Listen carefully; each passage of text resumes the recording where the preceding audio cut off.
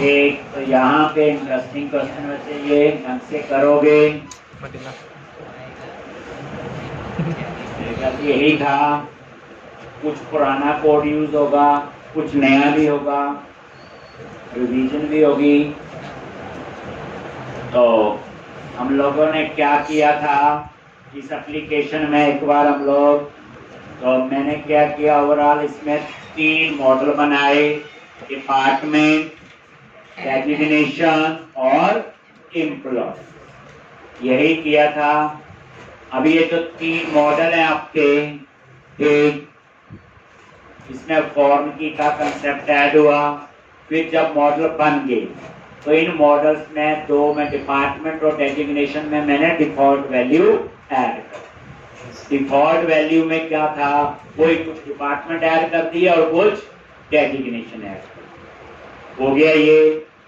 उसके बाद एक फिर हमने कंट्रोलर बना रहे थे, तो वो कंट्रोलर शुरू हमने किया, दैट इज एम्प्लॉय कंट्रोलर। और यहाँ पे एक डिस्प्ले का हमने लिख दिया था, उसमें नई चीज थी मल्टीपल टेबल से डाटा फेच करना हो तो इंक्लूड लिखना होता है, ठीक। अब यहाँ पे आप सर्च और इस पे आप लोग आगे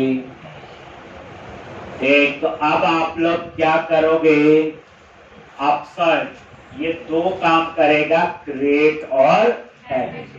पहले बात समझो, क्रिएट अगर आईडी नहीं, आईडी नल है, और एडिट जब आईडी है।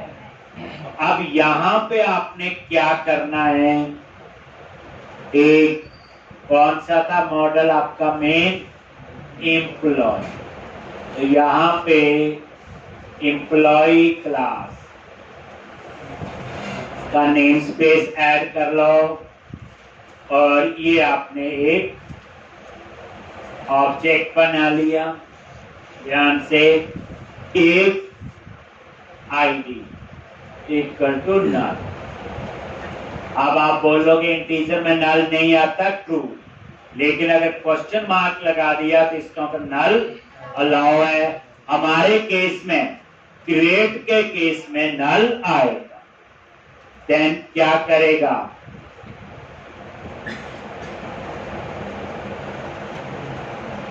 अगर आईडी नल है, ठीक, देन वो क्या करे, क्रिएट का कोड है तो रिटर्न क्या लिखोगे, व्यू, ठीक, और वो उस व्यू पे जाए, एक रिटर्न व्यू, और एम्प्लॉय पास कर दिया, चाहे खाली था ऑब्जेक्ट, कुछ नहीं, डाटा तो है ही नहीं। अब उसके बाद तो ये तो हो गया बच्चे कौन सा कोड आपका, क्रिएट। अगर आईडी नल है, अगर आईडी नल नहीं है तो एल्स में आएगा, एल्स लिखने की जरूरत नहीं है, नल है तो वहीं से रिटर्न हो जाएगा। तो ये क्रिएट का कोड। अब आपका कौन सा कोड लिखा जाएगा, एडिट। अब इकट्ठा लिख रहे हैं, क्रिएट का भी और एडिट। अब यहां पे क्या आएगा, एम्प्लॉय, यही एम्प्लॉय वेरिएबल, पहले इस एम्प्लॉय में खाली ऑब्जेक्ट है, सिर्फ डिफॉल्ट कंस्ट्रक्टर कॉल हुआ हुआ। अब जो ये एम्प्लॉय है, ठीक, अब हम फाइंड करेंगे, तो हम लोग पहले वेरिएबल लेते वैल एम्प्लॉय इन डीबी। अब मुझे एक एक्स्ट्रा वेरिएबल लेने की जरूरत नहीं है, मैंने यही एम्प्लॉय यूज कर लिया। क्या लिखूंगा यहाँ पे, context dot employ dot find, और फाइंड में क्या पास किया, आईडी, ठीक, डॉट गेट वैल्यू और डिफॉल्ट। ये मुझे इसलिए लिखना पड़ा क्योंकि ऊपर आईडी में नल अलाउ किया हुआ, तो ये कई बार आपको एरर दे सकता है। इसलिए मैंने क्या किया, गेट वैल्यू और डिफॉल्ट। गेट वैल्यू आएगी या डिफॉल्ट आ जाएगी। तो ये आपका फाइंड का हो गया। और यहां पे क्या लिखोगे, क्या एम्प्लॉय में कुछ आया कि नहीं। अगर ये नल है देन हम लिखेंगे HTTP नॉट फाउंड। अगर नल नहीं है देन हम इसे रिटर्न करवाएंगे एस। और ये कोड हो गया एडिट का। देख लो, फाइंड ही करते थे, एक वेरिएबल एक ही यूज हुआ, ये भी ध्यान दो। तो अब ये क्रिएट और एडिट, नहीं तो पहले हमें कितने बनाने पड़ते थे, क्रिएट का और एडिट। क्रिएट में और एडिट में तो फाइंड का ही कोड होता, तो अभी भी कोड वही लिखा है। अब हम बनाएंगे अपसर्ट नाम से व्यू। क्या बनाएंगे, अपसर्ट नाम से व्यू। वहां पे हम क्या लगाएंगे, टेक्स्ट बॉक्स, कोई ड्रॉप डाउन लिस्ट। देखते हैं क्या कहानी वहां बनती है।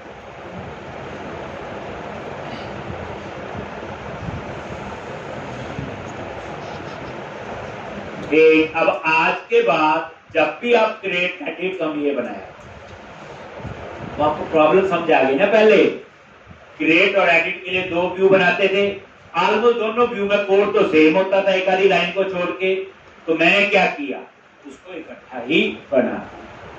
अब आप अपसर्ट पे राइट क्लिक करो कहीं पे भी और इसका व्यू बना। बताइए, ऐड व्यू और MVC5 व्यू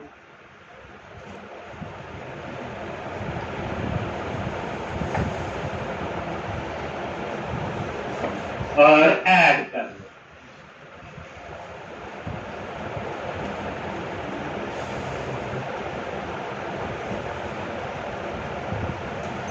और ये अपसर्ट आ गया और ये ऐड कर।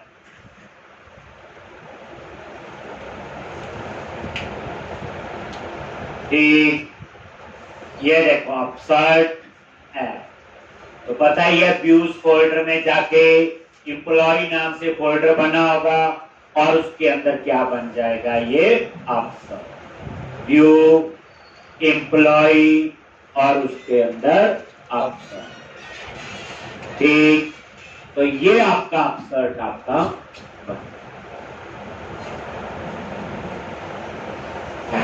ठीक। अब मैं यहां ब्रेक पॉइंट लगा लेता हूं, टेस्ट साफ करेंगे। अब आप इसे रन करो और ये देखो,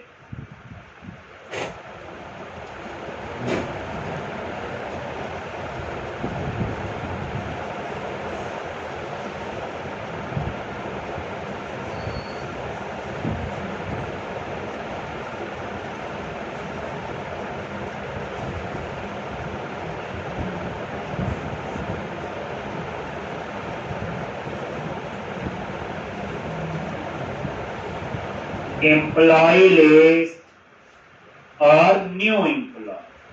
देखो आ गया, यहां पे अपसर्ट पे आया। क्यों अपसर्ट पे आया, आप इंडेक्स में जाके चेक कर, रट्टा नहीं पूरा फ्लो।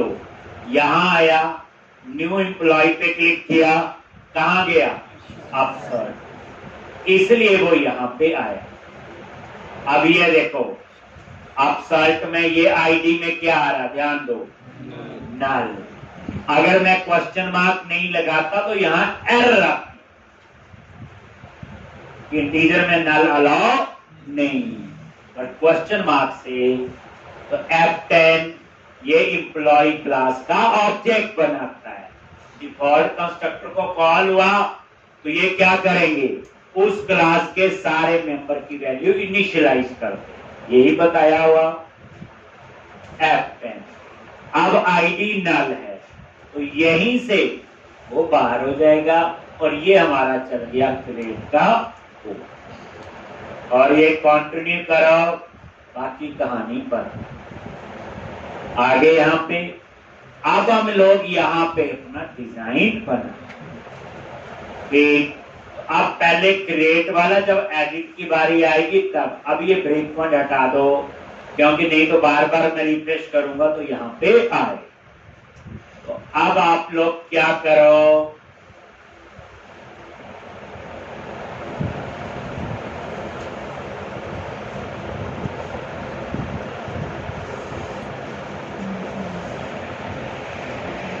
एम्प्लॉय लिस्ट न्यू, आगे यहाँ पे अब यहाँ पे आपने डिजाइन बनाना है। तो आप साइड पे आ जाओ, सबसे ऊपर क्या लिखोगे, कुछ तो पुराना ही है, और यहाँ पे name space model dot employ. याद रखना सेव अपडेट डिलीट एक ही टेबल में होता है और एक ही मॉडल आपका ऐड हुआ। डिपार्टमेंट डेजिग्नेशन तो सपोर्टेड है इसके लिए। आ गया जी। अब यहां आ जाओ और इसके अंदर यहां पे आपका टाइटल, अब खुद सोचो जो टाइटल है क्या होगा, बोलो क्या होगा टाइटल। अगर आपने न्यू एम्प्लॉय पे क्लिक किया तो उसका टाइटल न्यू एम्प्लॉय होगा, एडिट पे क्लिक किया तो उसका टाइटल एडिट एम्प्लॉय होगा। हाँ करते थे हम लोग। एक तो अब मैं यहां पे चेक करूंगा कि मॉडल में आईडी है तो वहां लिखा है टाइटल एडिट एम्प्लॉय, और आईडी नहीं है तो आए न्यू एम्प्लॉय। क्लियर है जी। कैसे चेक करेंगे, ये लो जी, मॉडल बोले तो employ dot ID is not equal to 0। अगर ये 0 नहीं है तो इसका तो एडिट वाला हुआ। तो आपने टर्नरी ऑपरेटर सुना है, नहीं यूज नहीं करते, ये वही है। क्वेश्चन मार्क के बाद क्या आता है, ट्रू। तो अगर 0 नहीं है देन यहां पे आए एडिट एम्प्लॉय, अदरवाइज यहां पे आए new employ and with semicolon.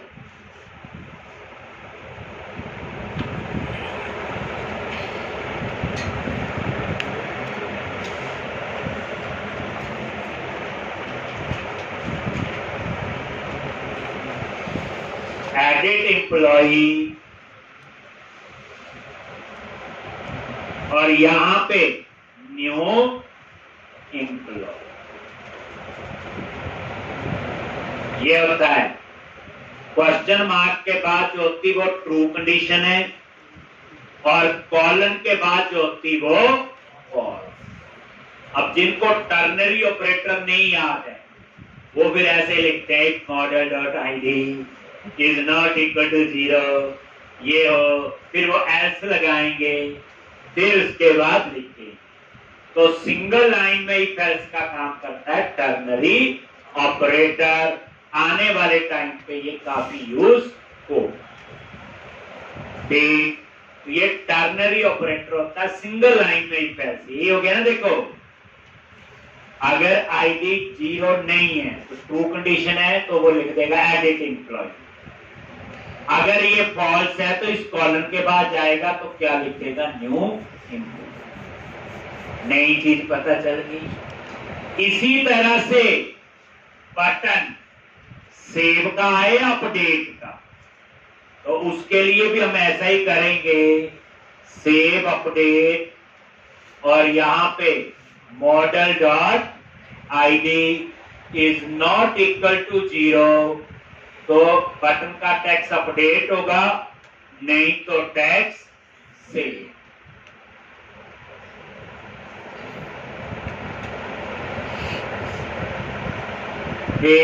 Ternary operator रोज यूज होगा,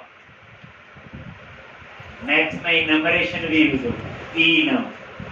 जो चीजें एप्पल करके नजर आती थी ना वो सारी यूज होगी। क्वेश्चन मार्क ध्यान रखना, कैसे इंट में लिखा नाला लाओ, याद करो। तो अगर ये आईडी 0 नहीं है तो बटन का टेक्स्ट अपडेट कर देंगे, मतलब अपडेट कर रहा है। अगर आईडी 0 है तो 6। अब ये टाइटल, तो यहां पे लिखेंगे @ टाइटल, ये क्लास टैक्स हाइफन क्या लिखते हैं, प्राइमरी टैक्स हाइफन सेंटर। और साथ ही आप यहां पे रिफ्रेश करो, न्यू एम्प्लॉय आ गया लिखा हुआ न्यू एम्प्लॉय। जितनी बार कोई चीज पढ़ो इंप्रूवमेंट होनी चाहिए। प्रैक्टिस के लिए मैं 3 से 4 बार कह रहा हूं, तो लिखना नहीं है कोड और समझना है और बेटर उससे। ठीक, अब उसके बाद आप क्या करते हो, यहां पे बोलो @ यूजिंग, और ये किसके लिए होता, डिस्पोजेबल ऑब्जेक्ट बनाने के लिए। और इसके अंदर क्या लिखना है, HTML डॉट बेगिन फॉर्म। ये फॉर्म टैग है। जब ये इंफॉर्मेशन सबमिट होगी तो जितनी भी इंफॉर्मेशन आपने इन करली ब्रैकेट में लिखी वो ही सर्वर पे जाएगा। मतलब कोड को हम दूसरी या तीसरी बार लिख रहे हैं तो उस तरह की अंडरस्टैंडिंग होनी चाहिए, वो नहीं होनी चाहिए पहले दिन वाली कंफ्यूजन वाली। ठीक, अब यहां पे कुछ नहीं है, कल को जावा में काम करना है, फॉर्म टैग वहां भी यही काम करेगा, सिंटैक्स फॉर्म होगा। पाइथन में उसमें भी, PHP में उसमें भी। ये जो मैं पढ़ा रहा हूं बच्चे 80% से ज्यादा चीजें ऐसी हैं जो कॉमन, कंसेप्ट कॉमन है, सिंटैक्स भी कॉमन मिलेगी, चाहे जिस मर्जी लैंग्वेज में आप काम करें। अब यहाँ इसके अंदर क्या लिखते हैं, HTML डॉट वैलिडेशन जी, अच्छा वो लिख लो, क्या था वो, एंटी फोर्जरी तो। उसके बाद सारे मैसेज इकट्ठे आने चाहिए, वैलिडेशन समरी ठीक आनी चाहिए कि नहीं, ट्रू और फॉल्स। मैसेज मॉडल के आने चाहिए तो एम्पैथी कर दीजिए, और साथ में अप्लाई कर देंगे क्या, ठीक, क्लास क्या लिखेंगे, टैक्स हाइफन टेंज। यदि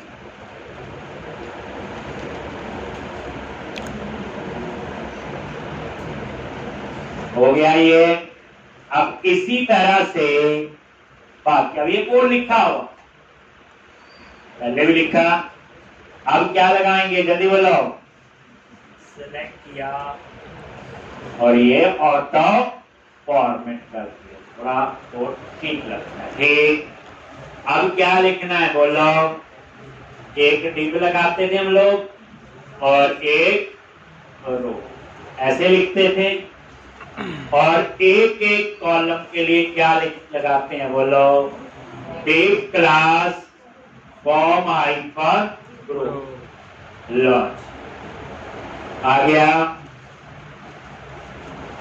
इतनी बार कोड लिख रहे हैं आपको गिनती भूल जाएंगे। क्या है, कौन सा आपका HTML पर यूज होता है हेडिंग के लिए, लेबल को, और वही लैम्डा एक्सप्रेशन, M हो गया मॉडल, और M dot name, M dot name. ये देखो माउस लेके जाया करो, सोचना नहीं, अंतर्यामी हो गया ऐसे होता है। यहां पे गए और ये देखो एम्प्लॉय। अब उसके बाद क्या आएगा, टेक्स्ट बॉक्स को, इसके लिए नेम के लिए, और उसके बाद इसके ऊपर bootstrap, new curly bracket class कौन सी, बोलो फॉर्म हाइफन कंट्रोल, और उसके बाद एक और HTML डॉट वैलिडेशन मैसेज हो, m dot name message custom, और वही न्यू क्लास कौन सी, टैक्स हाइफन टिंग,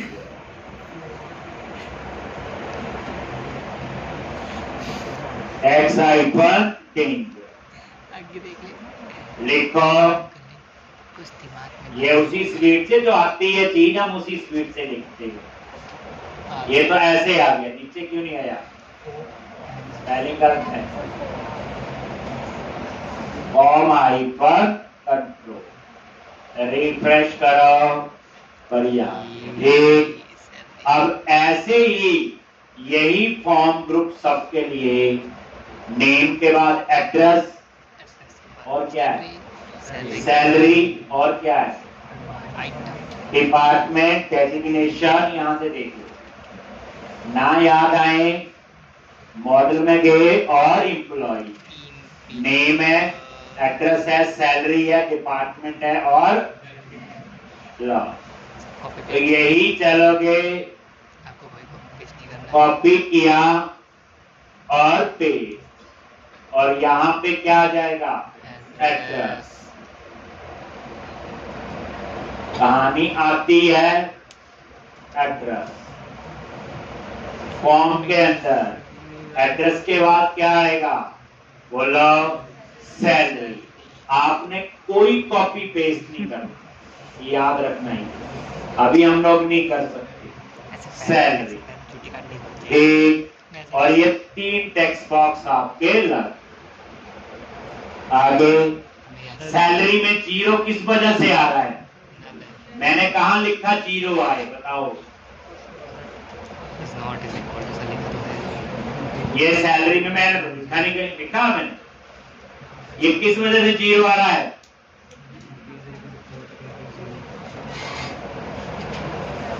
बताओ। ये जो 0 आ रहा है बच्चे, ये जो एम्प्लॉय क्लास का ऑब्जेक्ट बनाया है, और मैंने बताया हुआ ये इसका डिफॉल्ट कंस्ट्रक्टर है, हमने नहीं बनाया।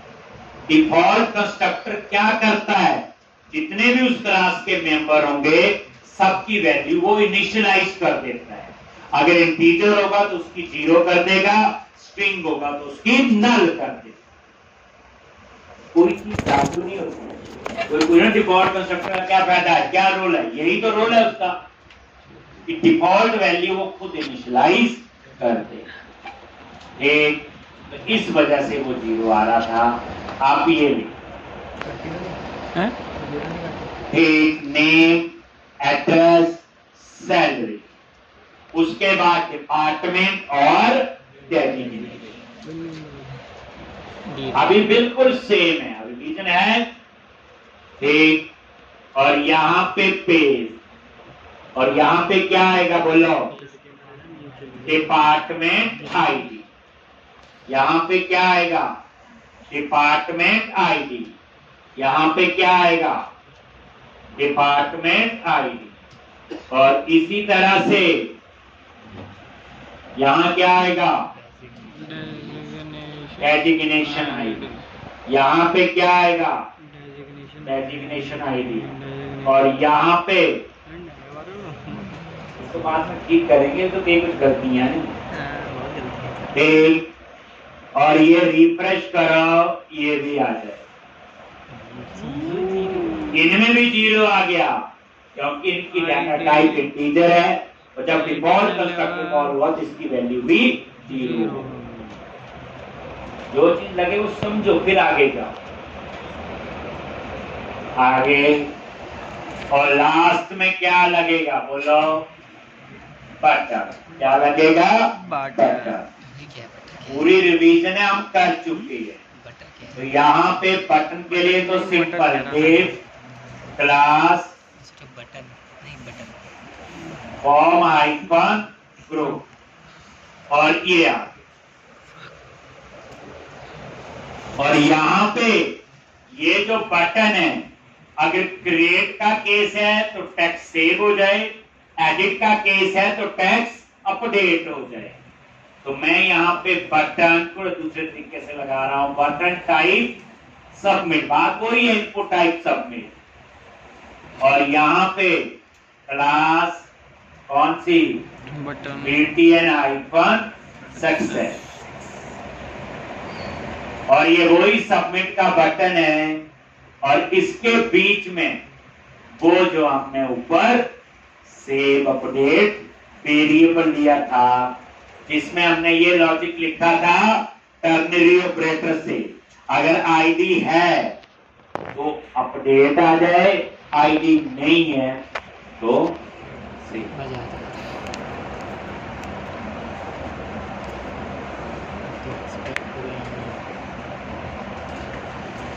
ऐसे थप्पड़ लगाने आ रहा है।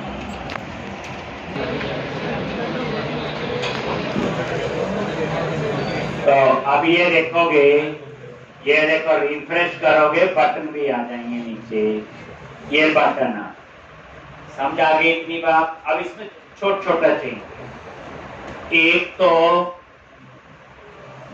यहां पे देखो सेव आ गया ना, क्योंकि इस समय आईडी 0 है या नल होगा, जो भी है।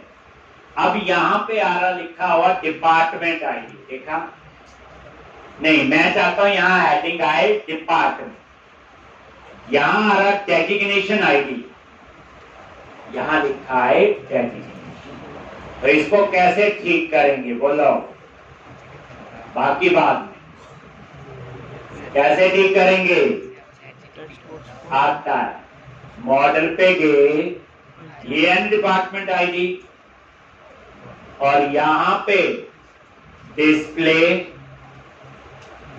नेम डिपार्टमेंट, डिस्प्ले नेम याद है, ये क्या करेगा चेंज, सिर्फ कॉलम का हेडिंग, बाकी नाम तो वही रहेगा। ऐसे ये डेजिग्नेशन है, ये सिर्फ चेंज क्या करता है आपका, बोलो कॉलम नेम, डिस्प्ले नेम।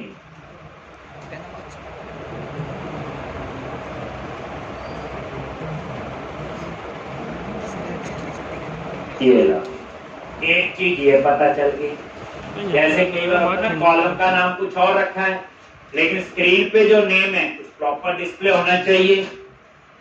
तो एक चीज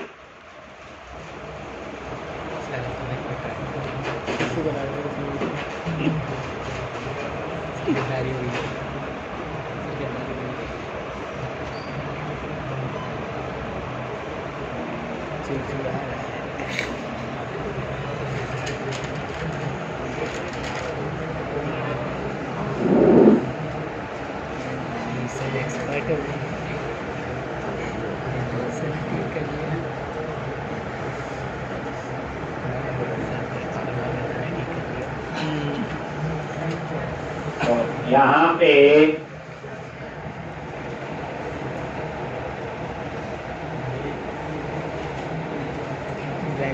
न्यू एम्प्लॉई, ये देखो,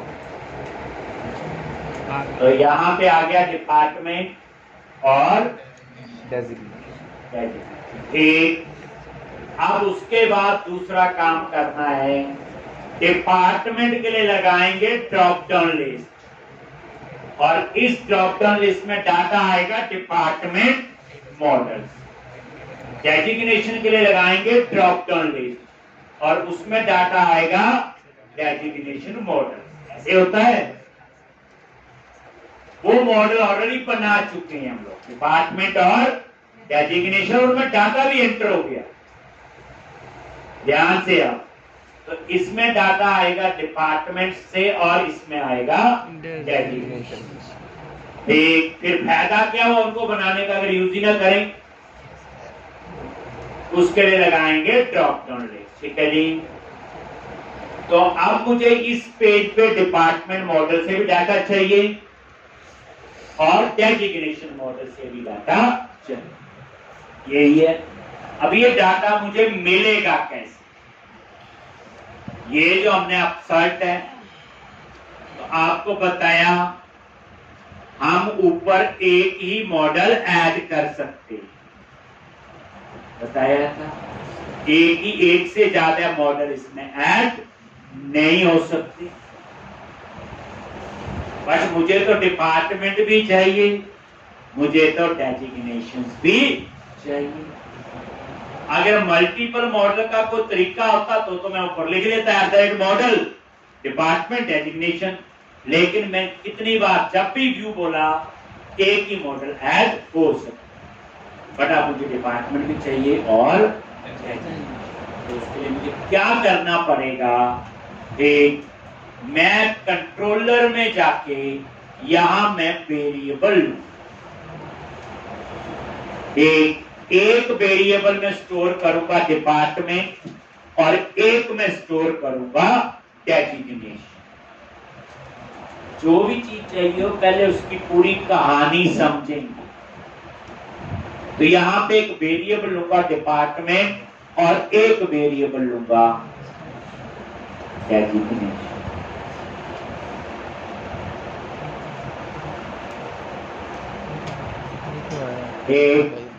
एक डिपार्टमेंट और एक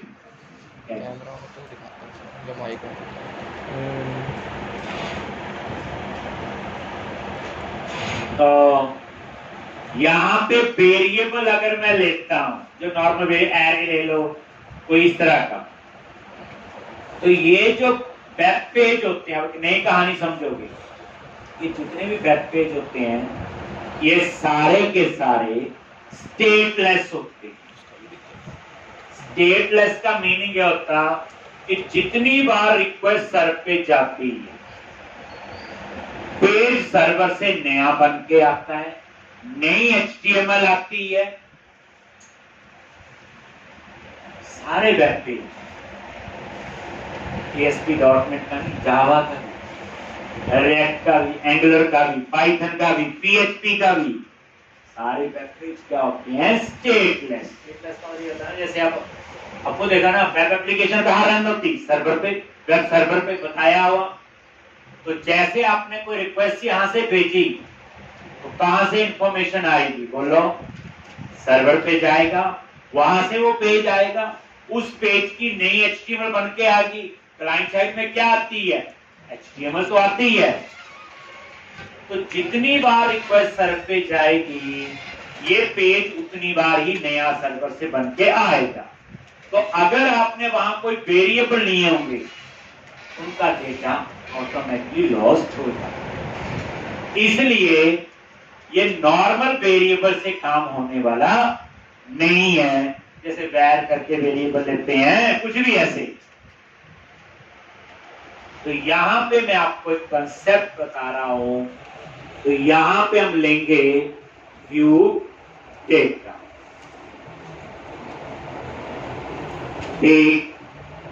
क्या लेंगे यहां पे? View data. और यहां पे tab place, department place, tab place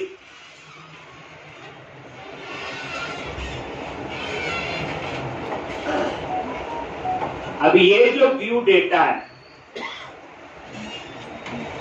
इसका स्कोप जो है कंट्रोलर या एक्शन टू व्यू तक होता है। कितना होता है?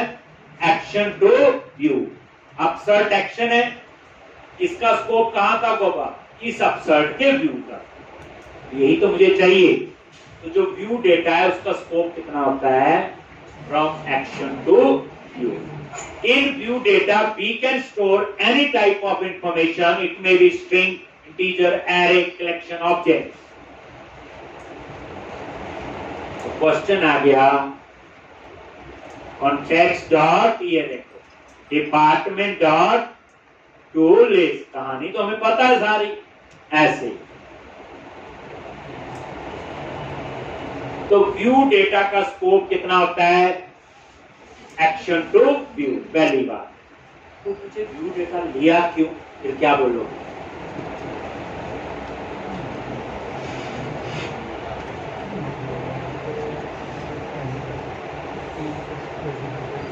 आपने बोला सर ने पढ़ाया इसलिए लिया। क्यों लिया? अब पूरी कहानी यही तो है कि सारे वेब पेज क्या होते हैं, स्टेटलेस। जितनी बार रिक्वेस्ट सर्वर पे जाती, पेज सर्वर से नया बन के आता है। क्लाइंट पे तो कुछ भी नहीं होता, एक ब्राउजर होता है बेचारा और एक इंटरनेट का कनेक्शन। जो भी काम जहां है वेब एप्लीकेशन का, सर्वर से एचटीएमएल बन के आएगी। तो जितनी बार रिक्वेस्ट सर्वर पे गई, पेज उतनी बार ही नया बन के आता है, और जितनी बार नया बन के आएगा तो उस पेज पे जितने वेरिएबल डिक्लेयर होंगे लॉस हो जाएंगे। लेकिन हमें तो कुछ डाटा चाहिए है जो एक एक्शन में स्टोर करना, व्यू में एक्सेस करना है। तो उसके लिए स्पेशल टाइप का वेरिएबल है जिसका नाम है व्यू डेटा, जिसमें आप कुछ भी इंफॉर्मेशन स्टोर कर सकते हैं। और इसका स्कोप है एक्शन टू। मतलब ये नहीं बोलना व्यू डेटा ले लिया, इसकी बात नहीं, पूरी कहानी बताओ ये लिया क्यों। एक अब आगे, और ये जो व्यू डेटा है पुराना है, इसकी जगह हम बाद में लेंगे व्यू बैग। पहले context dot designation dot tool list,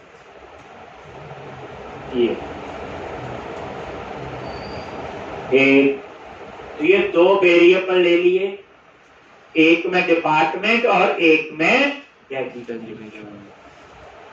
क्योंकि हम व्यू में एक ही मॉडल ऐड कर सकते हैं, वो ऑलरेडी एम्प्लॉय ऐड किया हुआ, दूसरा ऐड नहीं कर सकते, तभी हमें व्यू डेटा लेना।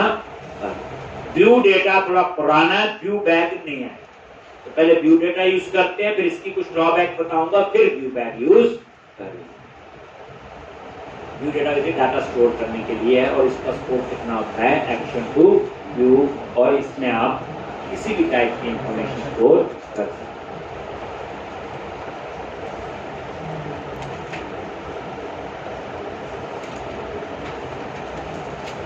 अब आप लोग क्या करो, व्यू में जाओ और जहां टेक्स्ट बॉक्स थे डिपार्टमेंट वाला उसको हटाओ और वहां लगाएंगे ड्रॉप डाउन लिस्ट। तो उसका HTML हेल्पर होगा, जैसे टेक्स्ट बॉक्स 4 है वैसे ही होता होगा ड्रॉप डाउन लिस्ट 4। देखते हैं क्या होता है, चले वहां पे लिख लिया ये, मतलब जो भी चीज बच्चे लिखी लाइन उसका मीनिंग पता होना चाहिए। रुको, ये लाइन क्यों लिखी? तो अब आप आ जाओ अपसर्च पे, और यहां पे आप आगे, ये है डिपार्टमेंट आईडी।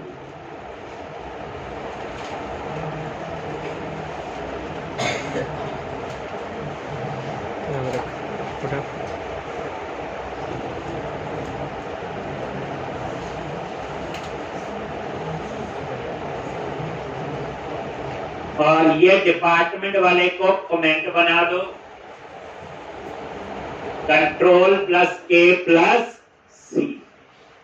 कमेंट के लिए क्या होता है, Ctrl+K+C।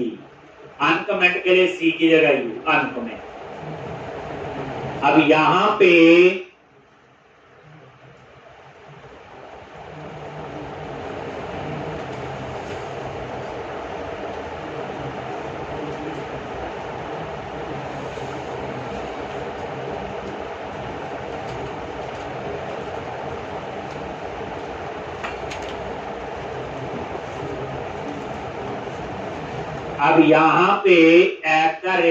HTML dot drop down list 4,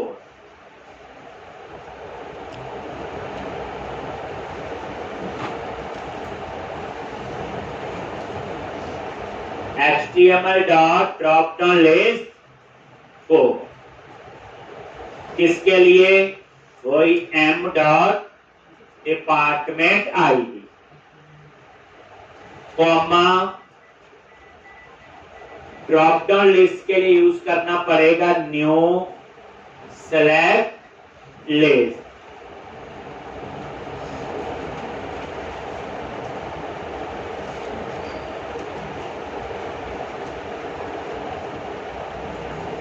और इसमें डाटा कहां से आएगा बोलो, व्यू डेटा, अभी बताया।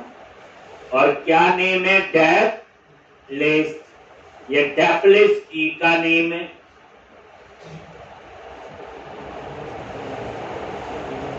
अब व्यू डेटा में कैसा डेटा है, डिपार्टमेंट की लिस्ट है, यानी डिपार्टमेंट की कलेक्शन है। लिखा नहीं हुआ टू लिस्ट लास्ट में, क्या लिखा हुआ, टू लिस्ट। तो यहां पे इसको कन्वर्ट करना पड़ेगा। व्यू डेटा को नहीं पता इसमें कैसा डेटा है, तो यहां पे एज, और यहां पे आप लोग क्या करो, लिस्ट। क्या वो लिस्ट होती है, कलेक्शन लिस्ट भी हो सकती है, आई नंबरेबल भी, लिस्ट। और यहां पे क्या लिखोगे, डिपार्टमेंट। क्या लिखोगे, डिपार्टमेंट।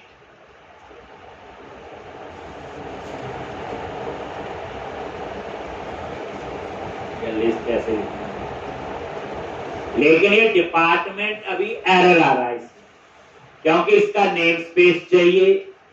तो आप इसका नेम स्पेस ऊपर ऐड, HTML में नेम स्पेस ऐड हो जाते हैं। एक कैसे, लिस्ट मतलब कन्वर्ट किया, टाइप एज के बाद जो लिखा है टाइप का होता कन्वर्ट। तो व्यू डेटा में जो डाटा है उसे कन्वर्ट कर दिया किसकी, डिपार्टमेंट की कलेक्शन में, लिस्ट लिखा है। तो यहां पे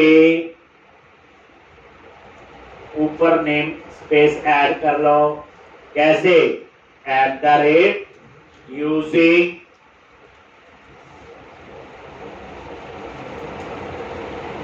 मोड, इसी के अंदर है ना, ये नेम स्पेस है यार। @ यूजिंग से नेम स्पेस तो होते हैं।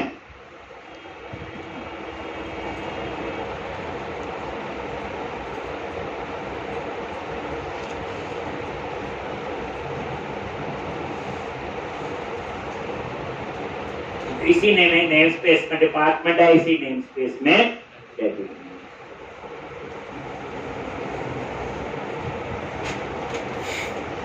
उड़ जा,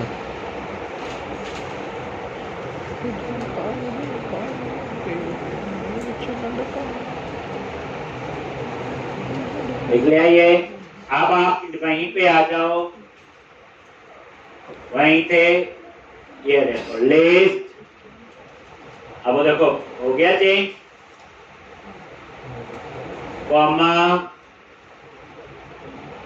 यहां पे क्या आएगा, डाटा वैल्यू फील्ड, तो आईडी वही लिखते, डाटा टेक्स्ट पे डाटा वैल्यू फील्ड, आईडी जो नजर नहीं आएगा।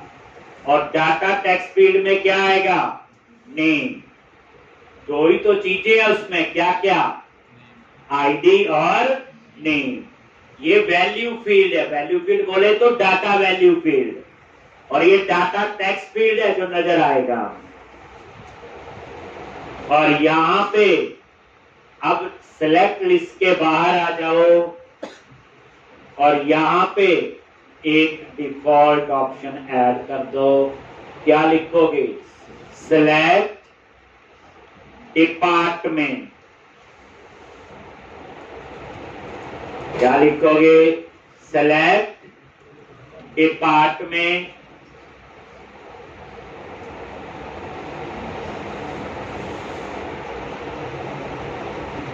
कॉमा, फिर अप्लाई कर दो इसके ऊपर।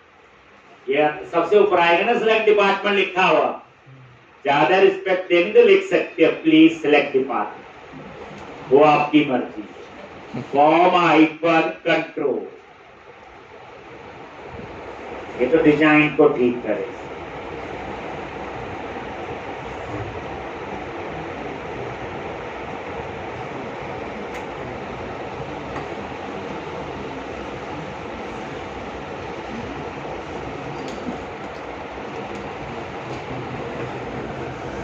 अब आप एक बार इसको रन करो।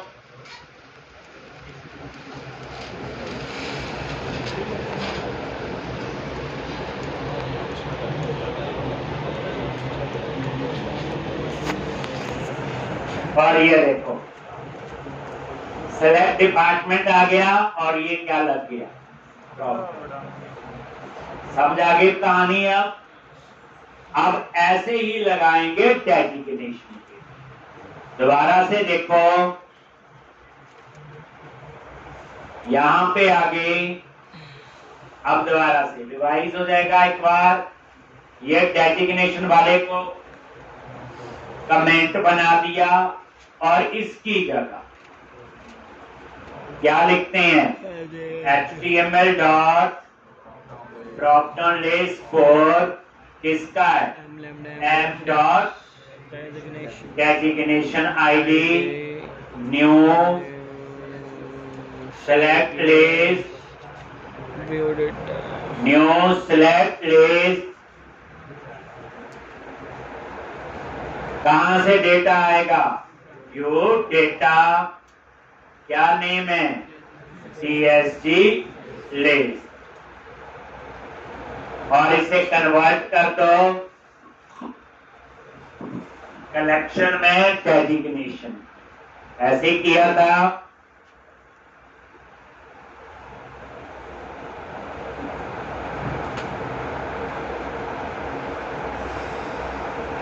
सेम एज लिस्ट, और यहां पे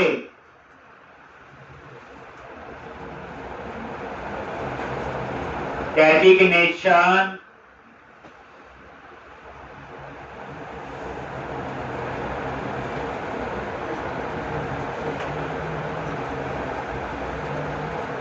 यानी व्यू डेटा में आपको कन्वर्ट करना पड़ा। लिस्ट, फिर वैल्यू फील्ड, उसमें क्या आएगा, ID, जो हमें स्क्रीन पे नजर नहीं आएगा। ID करना नहीं, अब अगला क्वेश्चन उसमें यही यूज होंगी सारी, क्योंकि वहां कंट्री, स्टेट, सिटी, बस वहां एक खतरनाक बंदा आएगा थोड़ी देर के लिए जावास्क्रिप्ट। फिर रोज जावास्क्रिप्ट भी आएगी। ला अब यहां पे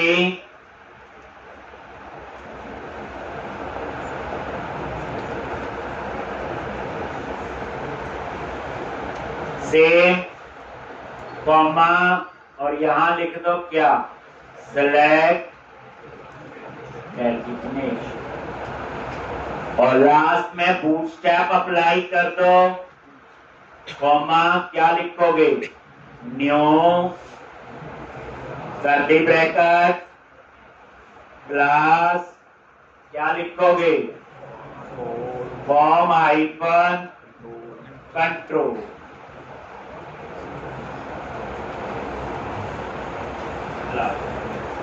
ठीक, तो ये ड्रॉप डाउन लिस्ट भी आपका लग जाए। अब ऐसे रिक्वायरमेंट के हिसाब से जितने मर्जी ड्रॉप डाउन लिस्ट हो सकते हैं। ये देखो, रिफ्रेश करो, ये लो आगे यहां पे, ये लो, ठीक, तो ये आपका कोड। अब उसके बाद सारी क्लाइंट साइड वैलिडेशन चलनी चाहिए, तो वो मैसेज तभी आएंगे जब हम उस बंडल को ऐड करें। याद है वैलिडेशन पढ़ा ही था, लो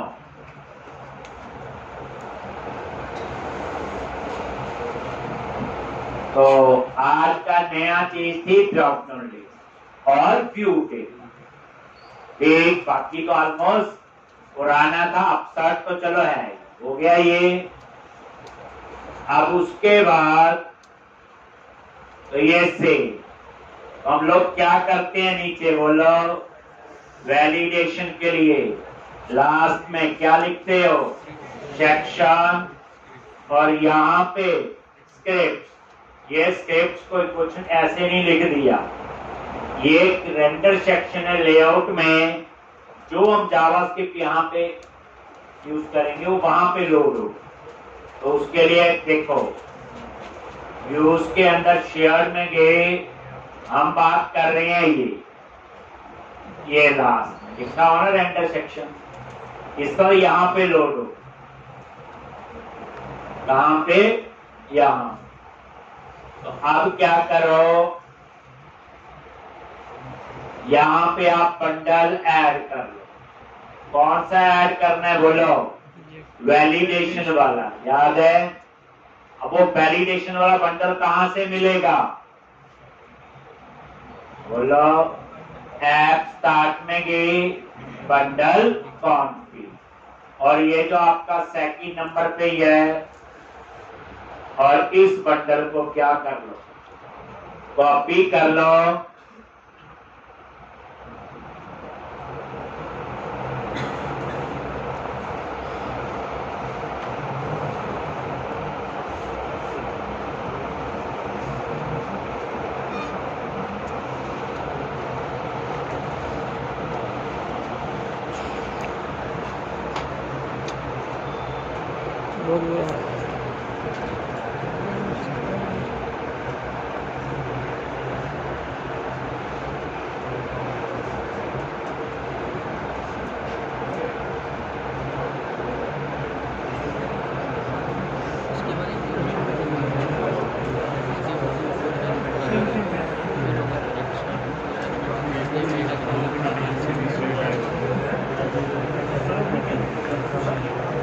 एक तो इस तरह से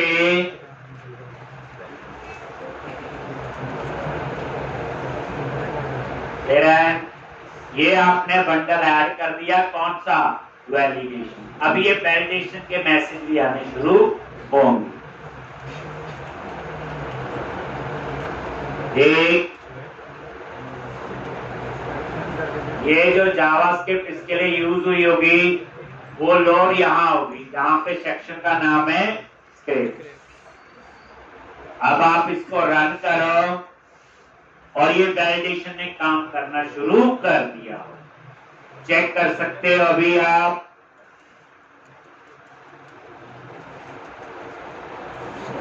साथ साथ प्रैक्टिस कर लेनी। ये देखो, जैसे क्लिक किया, देखो काम कर रहे हैं। ये देखो मैसेज तभी आए हैं, ये देखो सारे। एक अब आपका क्या रह गया? ये जो आपका व्यू बना, ये क्रिएट का भी बन गया, एडिट का भी। डिजाइन सेम है दोनों में, एक टाइटल चेंज हुआ और एक बटन का टेक्स्ट चेंज हुआ। और एक चीज और है, जब एडिट करते हैं तो क्या चाहिए होता? आईडी। अपडेट के केस में आईडी चाहिए होगा, बस वो एक लाइन यहाँ पे कहीं लिखनी है। यहाँ पे फॉर्म टैग के अंदर आप कहीं पे भी लिख लो, अदरवाइज बाकी तो सेम ही है फिर। तो यहाँ पे आप लिखोगे if model dot ID is not equal to 0। अगर ये 0 नहीं है तो क्या कर रहा हूं मैं? एडिट। तो उसके लिए क्या लिखोगे? HTML डॉट हिडन फोर, और इस हिडन में क्या आ जाएगा? Model dot ID. फॉर्मेट कर इस इफ को ना कहीं पे भी लिख लो फॉर्म टैग, चाहे ऊपर लिख लो चाहे नीचे, जरूरी नहीं यही जगह। पता लगा ना क्यों लिखा? क्योंकि जब हम एडिट करते हैं तो अपडेट में आईडी चाहिए होता है, ये है। और ये आईडी तभी बनेगा जब आपकी ये एडिट हो गई। कंडीशन भी लगा दी मैंने, if model dot ID is not equal to 0, तब ये कोड चलेगा, अदरवाइज ये कोड चलेगा। ठीक है, कितना करके आओ। कल हम लोग अपसर्ट का पोस्ट लिखेंगे, और ये एक नहीं 2 कोड इकट्ठे बन रहे हैं। क्रिएट और एडिट का हो गया, अब लिखना है सेव और अपडेट। कौन सा लिखना है अब? सेव और अपडेट। ठीक, इतनी प्रैक्टिस आप करके आओ,